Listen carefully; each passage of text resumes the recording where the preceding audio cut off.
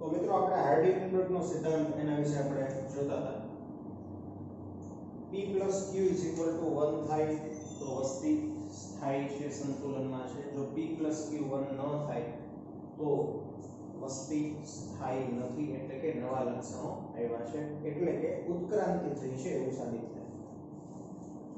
પછી આપણે એવું પણ જોયું કે જો કોઈ વસ્તીની અંદર જનીનની આવૃત્તિ P અને Q જાણીતી હોય તો તેને આધારે વસ્તીની અંદર સજીવો જે છે એના જનીન પ્રકાર અથવા તો જીનોટાઇપ્સ અથવા તો જનીન સ્વરૂપ શું છે તે પણ આપણે જાણી શકીએ. તો લાસ્ટ સેશનની અંદર આપણે જોયું કે જો આપણને કોઈ વસ્તીના P અને Q મીન્સ કે જનીનની આવૃત્તિ P અને Q આપવામાં આવે તો આપણે P અને Q પરથી જે સૂત્ર છે P² + 2PQ + Q² આના ઉપરથી આપણે જે તે વસ્તીની અંદર જીનોટાઇપ્સ આપણે શોધી શકીએ. હવે આજે આપણે સાબિત કરવું છે, એટલે કે જે સાહેબે આપણને કીધું છે કે P + Q = 1 વસ્તી સ્થાયી છે અને P + Q is not equal to 1 વસ્તી અસ્થાયી છે. તો આજે આપણે આ સમજવાનું છે કે આવું આપણે કઈ રીતે કહી શકીએ, કોના બેઝ ઉપર કહી શકીએ. તો આની આપણે આજે ગાણિતિક સાબિતી લઈશું કે P + Q is not equal to 1 વસ્તી જે છે તે સ્થાયી નથી, એટલે કે નવા લક્ષણો આપણને જોવા મળે છે. ચાલો, તો સૌપ્રથમ મિત્રો હું તમને ફરીથી આનું એક સૂત્ર દોહરાવું છું કે P = પ્રભાવી જનીન ની ટકાવારી, એટલે કે આવૃત્તિ is equal to, આનું સૂત્ર મિત્રો આવું હતું કે વસ્તીમાં ટોટલ પ્રભાવી જનીન ની સંખ્યા ના છેદમાં ટોટલ અલીલ ની સંખ્યા. હવે આમ તો અલીલ વિશે આપણે ચેપ્ટર નંબર 5 ની અંદર વધુ ખ્યાલ મેળવીશું, પણ આજે હું તમને નીચે આજે બોટમમાં જે વસ્તુ લખી છે ટોટલ અલીલની સંખ્યા, એનો મીનિંગ શું થાય એ હું તમને સમજાવું છું. તો હકીકતમાં મિત્રો અલીલ એટલે આનો મીનિંગ થાય પ્રચ્છન્ન જનીન, અથવા તો જેને કહેવાય કે સાથે જોવા મળતું અન્ય વૈકલ્પિક જનીન. પણ આ જે શબ્દ હું લખું છું એમાં વધારે તમને ખ્યાલ નહીં આવે, એટલે હું આની બીજી ડેફિનેશન આપું છું કે અલીલ = રંગસૂત્રમાં રહેલું એવું સ્થાન કે જ્યાં તે લક્ષણ માટેના જનીન જોવા મળે. સમજીએ આપણે. ધારો કે આ વસ્તી છે, એની અંદર 5 સજીવો છે જેના હું રંગસૂત્ર લખું છું. પહેલો સજીવ, બીજો સજીવ, ત્રીજો સજીવ, ચોથો સજીવ અને આ છે પાંચમો સજીવ. ધારો કે આપણે કોઈ લક્ષણ ઊંચાઈ માટેનું લક્ષણ આપણે લઈએ, લક્ષણ ઊંચાઈ કે જેના માટે બે જનીનો છે, એક છે કેપિટલ T જનીન, એક છે સ્મોલ t જનીન. ઊંચાઈ કરતા હું કહીશ લંબાઈ, સજીવની લંબાઈ. તો લંબાઈ માટે બે જવાબદાર જનીનો છે, કેપિટલ T અને સ્મોલ t. જેમાં કેપિટલ T જનીન છે તે ઊંચાઈ માટે જવાબદાર છે અને સ્મોલ t વામનતા એટલે કે નીચાઈ માટે જવાબદાર છે. તો આ લંબાઈ માટેના જે જનીન છે તે સજીવની અંદર જે સ્થાને જોવા મળે તે સ્થાનને આપણે અલીલ તરીકે વ્યાખ્યાયિત કરશું. ધારો કે આ સ્થાને જોવા મળે છે, બીજું અહીંયા જોવા મળે છે, અહીંયા. તો અલીલ એટલે શું? ટોટલ અલીલની અલીલની સંખ્યા તો અલીલ એટલે રંગસૂત્રની અંદર રહેલું એવું સ્થાન કે જ્યાં કોઈ ચોક્કસ લક્ષણ, અહીંયા લંબાઈની વાત છે, કોઈ ચોક્કસ લક્ષણ માટેના જનીનો જોવા મળતા હોય. તો આજે હું લંબાઈ માટેની વાત કરું તો લંબાઈ માટેના ટોટલ કેટલા સ્થાન છે, ટોટલ કેટલા અલીલ્સ છે કે જે જોવા મળે, તો 5 સજીવ છે તો ટોટલ અલીલ 10 થાય. એટલે કે 10 એવા સ્થાન છે કે જ્યાં લંબાઈ માટેના જનીનો આપણને જોવા મળી શકે. મેં છે ને આ લંબાઈ કાલે બહુ સાદી રીતે તમને કીધું હતું, તમે સાદી રીતે સમજી ગયા હતા, પણ આજે આપણે સમજવું છે કે p + q is not equal to 1. ચાલો આગળ જોઈએ આપણે. તો આની ડેફિનેશન આવી છે કે ટોટલ જનીન ના છેદમાં ટોટલ અલીલ, અલીલ એટલે એવા સ્થાન કે જ્યાં આ હોઈ શકે છે. ચાલો સમજીએ. હવે એક વસ્તી, આ એક વસ્તી જેની અંદર સજીવ છે,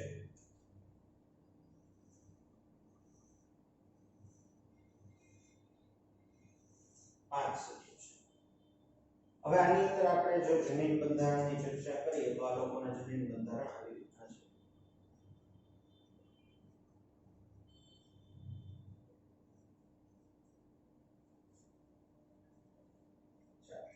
તો આના માટે સૌપ્રથમ p + q ની ગણતરી કરીએ કે p = પ્રભાવી જનીન કેપિટલ T ની આવૃત્તિ is equal to capital T જનીન ની સંખ્યા ના છેદમાં ટોટલ અલીલ, મીન્સ કે એવા સ્થાન કે જ્યાં આ લંબાઈ માટેના જનીનો જોવા મળી શકે. તો કેપિટલ T જનીનની સંખ્યા કેટલી થાય? 1 2 3 4 5.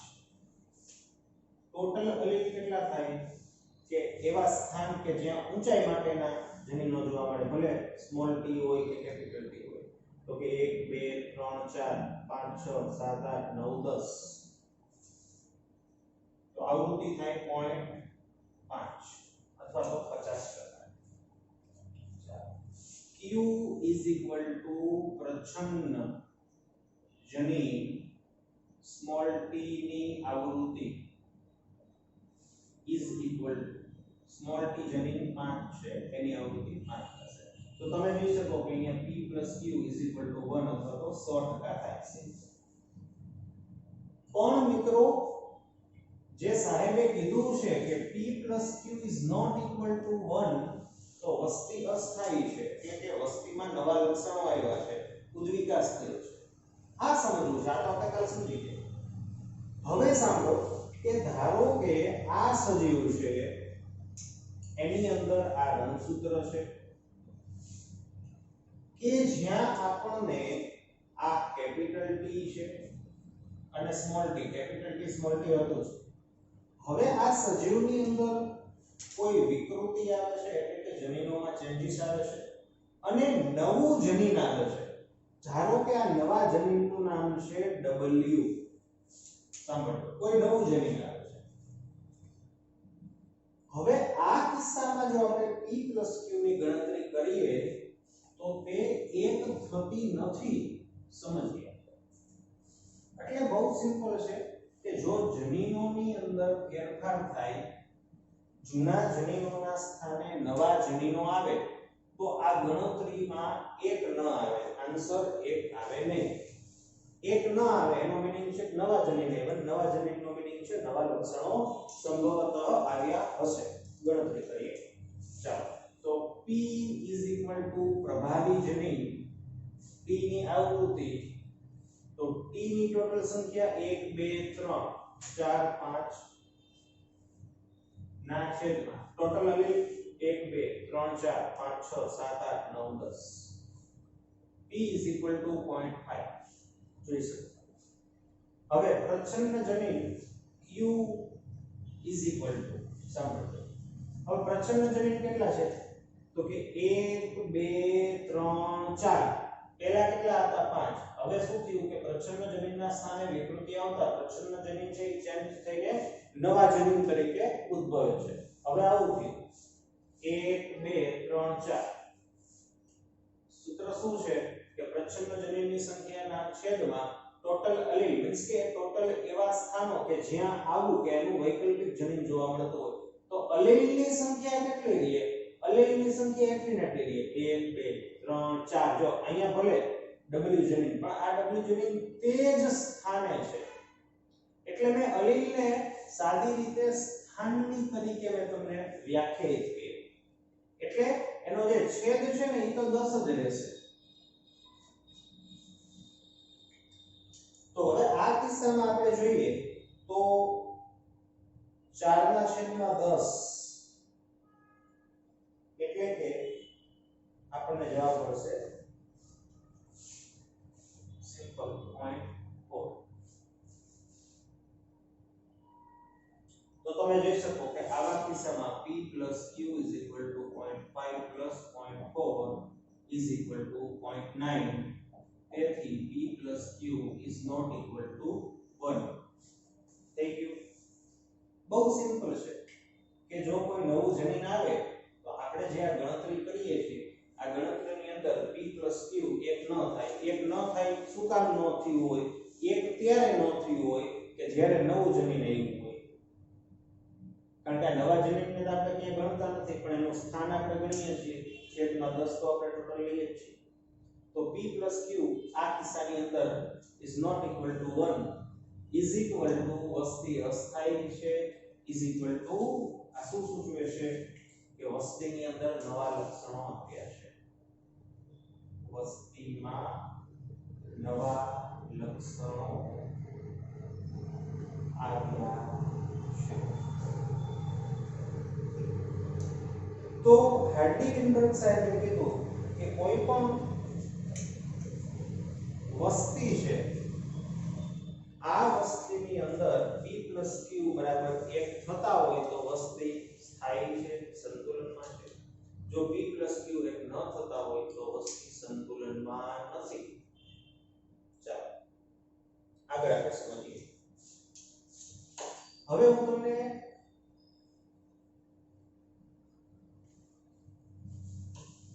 એક્ઝામ્પલ્સ થોડા આપણે આના જોઈએ ત્યારબાદ ધીમે ધીમે આપણે આગળ વધીએ.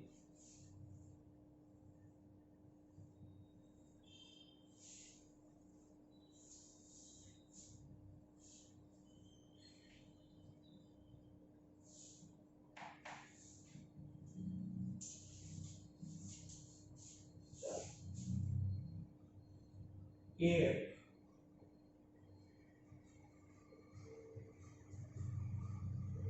કુદરતી રીતે પ્રજનન દર્શાવતી વસ્તીમાં પ્રભાવી જનીન કોઈ પણ પ્રભાવી જનીન ની આવૃત્તિ 0.6 છે તો આ વસ્તીમાં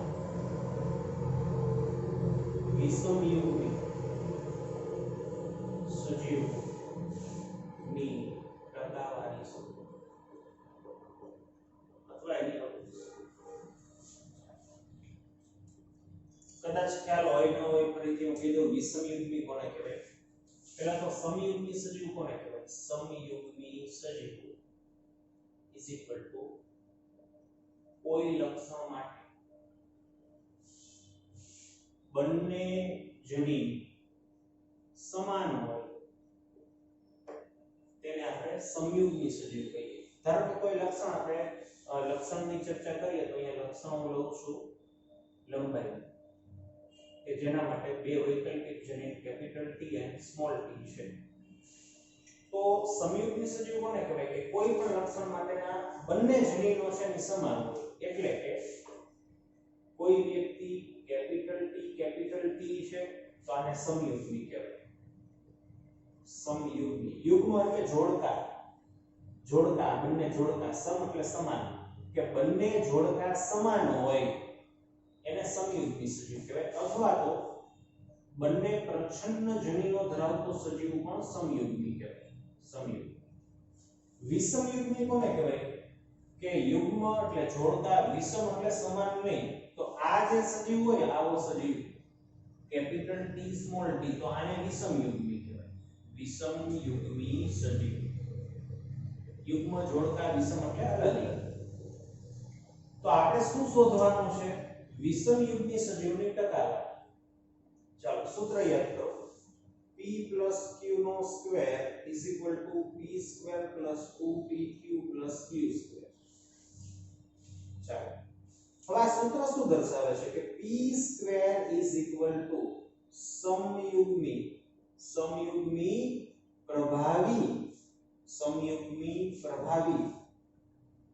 સજીવની આવૃત્તિ એટલે કે ટકાવારી. આખે આખું, એક વખત નીટમાં પૂછેલો ક્વેશ્ચન છે, આખે આખું 2pq is equal to વિષમયુગ્મી સજીવની આવૃત્તિ અથવા તો ક્ષેત્રનો ક્વેશ્ચન છે, નેટમાં પૂછેલું હતું કે વિષમયુગ્મી સજીવને હાર્ડી-પિટર સાહેબનું જે આ સૂત્ર છે એમાં કેવી રીતે દર્શાવવામાં આવે, જેમાં એક ઓપ્શન pq ખાલી હતો. તો જનરલી આપણે pq લખીને આવીએ, પરંતુ નો, આખે આખું 2pq જે છે ને તે વિષમયુગ્મી સજીવ જે છે એની આવૃત્તિને રજૂ કરે છે, જ્યારે q square is equal to સમયુગ્મી પરંતુ પ્રચ્છન્ન સજીવની આવૃત્તિ.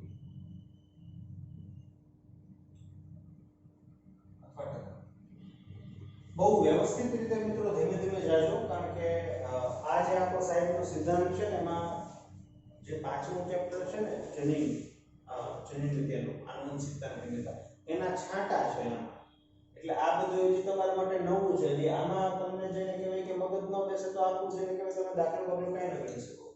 એટલે આ ચેપ્ટરની અંદર જે આ ટોપિક છે એમાં આપણને જે આનુવંશિકતા અને ભિન્નતા ચેપ્ટર્સ જે છે એના થોડાક છાંટાઓ ઉડે છે.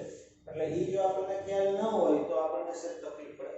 એટલે જ આ ચેપ્ટરની અંદર જેટલી પણ એવી બાબતો હતી જનીનો વિશેની, પ્રભાવી છે, પ્રશ્ન છે, તો એની આપણે સાદા લેવલમાં તમને સમજાય એવી ચર્ચા કરેલી છે. એટલે કદાચ જો કન્સેપ્ટ ક્લિયર ન થાય તો ફરીથી પહેલેથી જે પહેલો જે આપણો ટોપિક મીન્સ કે લેક્ચર હતો હાર્ડી-પિટરનો, ત્યાંથી ધીમે ધીમે ફરીથી સ્ટાર્ટ કરવું હિતાવો છે. બીજા જે આની પહેલાના જે ટોપિક ભણી ગયા એમાં લગભગ જેને કહેવાય કે બહુ ઓછી તકલીફ પડે, પણ આમાં તો તમારી ઈચ્છા હોવા છતાં પણ થોડુંક એવું થઈ શકે કે આમાં કંઈ ખ્યાલ નથી આવતો, કારણ કે પહેલી વખત જેને કહેવાય કે પ્રભાવી શું છે, પ્રચ્છન્ન શું છે, જનીનો, અલીલ, અને એ પાછું મેથેમેટિકલી આપણે એને તારવીએ છીએ એટલે થોડું તકલીફ વાળું બની શકે છે. તો ધીમે ધીમે જાજો એટલે બહુ વાંધો નહીં આવે, વ્યવસ્થિત સમજજો. ચાલો, તો આપણને આપેલું છે કે એક વસ્તી છે, કુદરતી રીતે રેન્ડમલી મેટિંગ, કુદરતી રીતે પ્રજનન દર્શાવતી વસ્તીમાં પ્રભાવી જનીનની આવૃત્તિ 0.6 છે. તો મિત્રો આગળ શું કીધું છે કે આ વસ્તીની અંદર વિષમયુગ્મી સજીવની ટકાવારી શોધવાની છે. એટલે આપણે શોધવાનું શું છે? આ 2pq શોધવાનું છે. આપણને વેલ્યુ કઈ આપી છે? ચાલો આપણે દાખલો ગણીએ. તો આન્સર સોલ્યુશન આપણને આપ્યું છે p = 0.6. પ્રભાવી જનીન છે એની આવૃત્તિ છે p = 0.6. તેથી q = 1 - p. બરાબર ને? p + q = 1, તો q = 1 - p. 1 - 0.6 = 0.4. તો આપણી પાસે સિમ્પલ વસ્તુ છે, બંને વેલ્યુ આવી ગઈ. હવે બહુ સીધું કે 2pq શોધવાનું છે. તેથી 2pq = 2 * p છે 0.6 * 0.4 0.48. આપણી પાસે આવી ગયું કે 2pq = 0.48 અથવા 2pq = 48%. એટલે કે આનો મીનિંગ શું થાય કે વસ્તીમાં વિષમયુગ્મી સજીવ 48% છે.